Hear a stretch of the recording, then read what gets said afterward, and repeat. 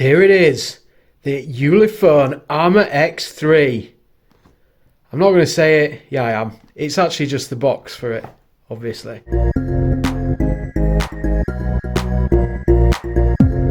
Let's take a look around the box, see what we got. Now you'll see here a load of garbage on the box.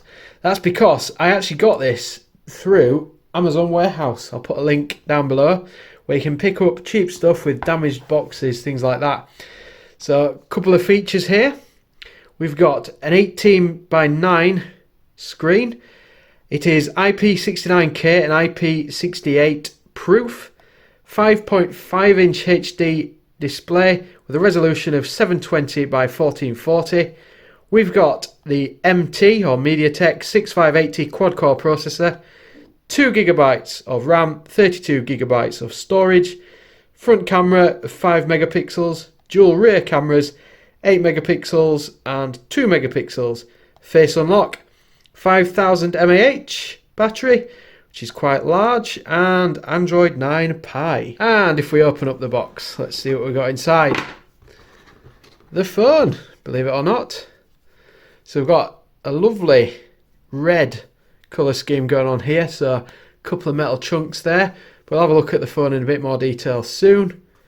And what else have we got? We've got SIM tool, very useful for putting the SIM card in. Instructions of phone charging, always get one of them with a Ulefone. Functional instructions for use. Quick look at that. We've got gloves mode, underwater mode, customized button. Excellent. Warranty card, user manual, loads of different languages, loads of bits of info. Tempered glass. So, right, okay, so it's actually pre-applied. Although, given that I got this from Amazon warehouse, it may have been opened and used previously. Got usual charger, which soon we won't be getting those in boxes. And charging cable. Got the old school USB charger there. We've not got USB-C. Bit of a shame, but never mind. Let's clear the desk and take a look at the phone itself. Start with the front of the phone, and we've got camera there, speaker there, or whatever you want to call it. We've got a microphone down there, little dot there in the edge. On the sides we've got TF SIM card slot, so if you've ever used one of these rubberized phones before, you got to dig right in with your nails if you got any, whereas I haven't, so gonna use the SIM tool for that. And inside there what we'll get is a SIM tray, so I'll just push that out. There's a little notch, well, a little hole there next to it, and all you do is just push into there, and then that releases the SIM tray. And then you need fingernails again, which I haven't got any, so I'll just try and use the SIM tool to try and get this out. After lots of effort and use of tweezers, etc., I managed to get this out. So we've got an area here for an SD card and an area here for a SIM card, or I believe dual SIM. Yeah, so there is some tiny text on there that tells you that. Just pop that back in. So those of you who know my reviews, I don't actually use these phones as phones, which is very interesting. So what we've got on the side there, shock proof, and we've got a magic button there. So it's not the lock button, that's a magic button, which we'll have a look at a bit later on. Down the bottom, microphone already covered, USB, so to charge it.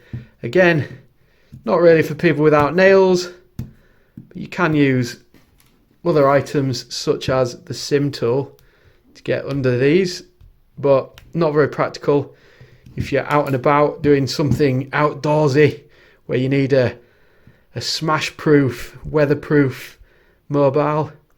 So yeah, just the usual USB charging port there.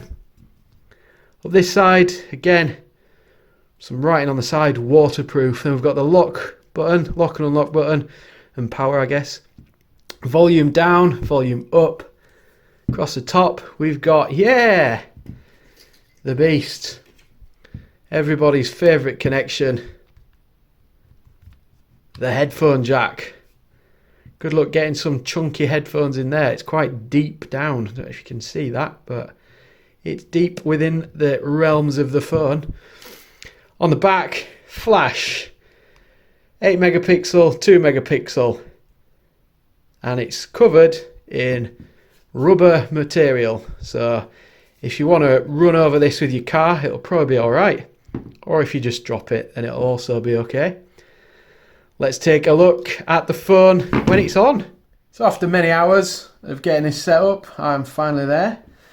So if we swipe, we can unlock, and this is pretty much the standard setup for stock Android. I've not really done much with it other than install some apps. So there is, by default, it's not set up with an app tray, but I will show you, you can set that up. So if you hold down your finger somewhere on your desktop, and if you go home settings and desktop mode, and you can actually change it from all apps on the home screen to default show all apps in app drawer, which I am now going to do. So the difference being there, not all the apps are on the home screen, and if you swipe up twice, you get this, which is the app tray. So a bit disappointing that you've got to swipe up twice, but that's just how it is. Quite unusual the way that works. Not the biggest fan of that, to be honest. So I'm just going to go back and just change that back. So as I say, very standard setup. We've got some very basic apps built in. We've got access to the Google Play Store as usual. It's fairly snappy. It's not the worst phone I've ever seen. If we swipe down, we can have a look at what we've got, what settings we've got here. So we've got the Wi-Fi, data connection, Bluetooth, night light. So just switch that on, see what it looks like. It's very red. Not a fan of it when it's very red, but I understand it's better for your eyes. Do not disturb, airplane mode, auto rotate, torch. So switch that on. There we go. And then location. So you switch location services on and off there. Battery saver, super screenshot, underwater camera. I've tested the underwater camera on one of these before. I'll put a link in the description below so that you can see that if you want to see how they work. I'm not going to test it on here. Got adjustable brightness, very nice range on there. It's quite bright in good light, so it'll probably perform okay in the darkness. Very basic apps on there. We've got the FM radio, emergency alerts, that kind of thing, notes, calculator, outdoor toolbox. So again, I've already done a review of how these work. Just going to test the cameras, see how they perform. So this is the 5 megapixel front facing camera recording video, which it records at up to 720p. The audio I am recording here is being picked up by the microphone. It's been very good light here, just to give you an idea of what to expect under good lighting conditions. Same again here with the rear facing camera, so up to 720p, and again I'm recording the audio with the microphone. And something I'd just like to test is how it responds to some fairly vibrant colours and some movement. So I'll let you be the judge of that. YouTube playback comes in at 720p to match the resolution of the screen. We have a look at the phone. VIP, so yes, in case you're... That was audio on full volume, sounds pretty good. So when we were looking at the phone, I told you there was a magic button on the side, so just have a quick look at what you can do with that. So you can assign single click, double click or long press, and you can choose what function it does. So there's quite a few that you can have by default. Like you can set it to open up any of your applications. So if you wanted to set it up so that Roblox launched for some odd reason, you could do that. And then double click, same again, you can assign. And also long press you can also assign in a similar way. So take a look at some games next. First up we've got Asphalt 8. Asphalt 9 will not run on this because it doesn't have enough RAM, but Asphalt 8 not a problem. As you can see, it's running really quite well. No complaints here. That's very much playable with a very high frame rate.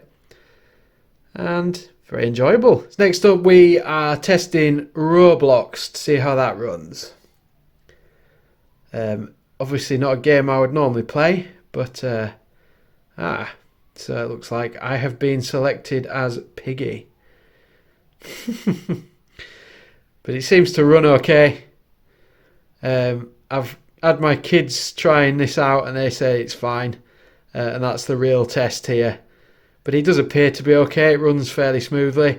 Graphics are clearly turned down a little bit by default, but that's okay. It's playable. Finally, for games, we've got Minecraft, which is, yeah, it's okay, I guess. In fact, no, it's playable. So you could pair this with a Bluetooth controller, for example, and you would be able to play it with a gamepad, which is one of the beauties of Bluetooth. It's opinion time. For the price, really good. If you want a ridiculously robust phone, then I would highly recommend this. You get a lot for your money. The only real downsides I found with it was the cameras aren't amazing, but for the price they're okay. And the MediaTek 6580 is a really old processor now. It runs at 1.3 gigahertz per core, which sounds okay, but it's kind of a bit dated now. Would have been nice to see Android 10 being available as an update for this phone, but I don't think phones like this tend to get updates very regularly. I know some of the bigger manufacturers like Samsung are now committed to a good few years of upgrades, which is good. Sadly, with some of these cheaper phones, you don't get that, but you do get a lot more for your money. So all swings and roundabouts, really. The phone itself does have 4G, which is quite nice at that price point. Any phone that doesn't have 4G that now though is kind of very, very outdated.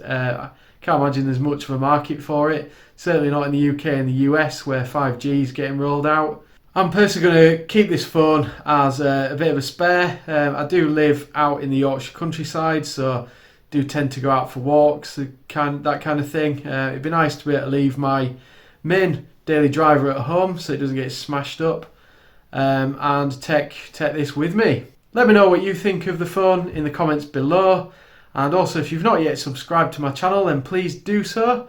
It really does help me and it keeps me motivated to make more of these reviews. Thank you for watching. I will see you in the next video.